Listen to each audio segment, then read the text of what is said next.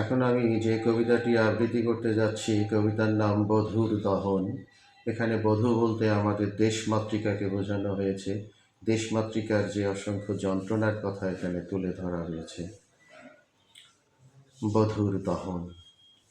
এই যে শুনছেন, আপনাকে বলছি, আমি বাঁচতে চাই। আমাকে একটু আই লাভ ইউ দেবেন? দেবেন না? কোনোদিন কিছু চাইনি, ভালোবেসে আমার হাতটা একটু ধরবেন? এই যে শুনছেন, আপনাকে বলছি, আমাকে একটু আই লাভ ইউ দেবেন? যে সাম্যের কথা বলে, যে সম্প্রীতির কথা বলে, যে ভোটের কথা বলে, যে ন্যায্যতার কথা বলে, মৌলিক অধিকারের কথা বলে, ন্যায় বিচারের কথা বলে, রক্ত সাগরের বিনিময়ে আমাকে এনেছিলেন দীর্ঘ 5 দশক আগে। আমি নববধূ হিসাবে একটি ভূখণ্ড, একটি মানচিত্র হয়ে এসেছিলাম আপনাদের ঘরে।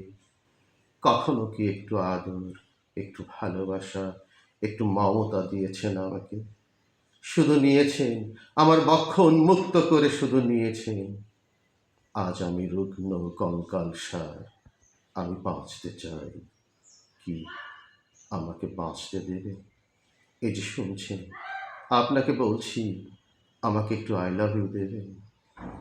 আমার বুকে জমে থাকা সম্পদ বিদেশে পাচার করে ওরা আমার যৌবনকে করেছে কলঙ্কিত। গোটা বিশ্ব জানে আজ আমি সম্পদ হারা রিক্ত ভূখণ্ডে। চারিদিকে শুধু হাহাকার, ক্রন্দন, চিৎকার। শিক্ষাকে কখনো মাথা তুলে দাঁড়াতেই দেয়নি। নৈতিকতা, মূল্যবোধের শেকড় সহ উপড়ে ফেলেছে। ছুটে চলে, সবাই ছুটে চলে নগ্ন নৃত্যের তালে তালে অর্থের পিছনে। লোভের কাছে রক্তের বন্ধন হয় ছিন্ন। তোমরা মানুষ না হলে আমি বাঁচব কেমন করে? আমাকে বাঁচতে দেবেন? এই যে শুনছেন, আপনাকে বলছি, আমাকে একটু আই লাভ ইউ দেবেন? কি লজ্জার কথা! শতভাবে নিষ্পেষিত, ধর্ষিত করে ওরা আবার আমাকে তুলে দিতে চেয়েছিল অন্যের ঘরে। কি অপমান! আমি কি এখনো বেঁচে আছি? ভাগ্যিস তারুণ্য দীপ্ত এক রক্ত জোয়ারে, বাঁধ ভাঙা প্লাবনে এ যাত্রা বেঁচে গেলাম। আমাকে ভালোবাসতে না পারো, ক্ষতি নেই, অপমান করো না। আমাকে আদর করতে না পারো, ক্ষতি নাই, লাঞ্ছিত করো না। আমাকে কিছু দিতে না পারো, ক্ষতি নাই, দয়া করে অন্যের হাতে তুলে দিও না।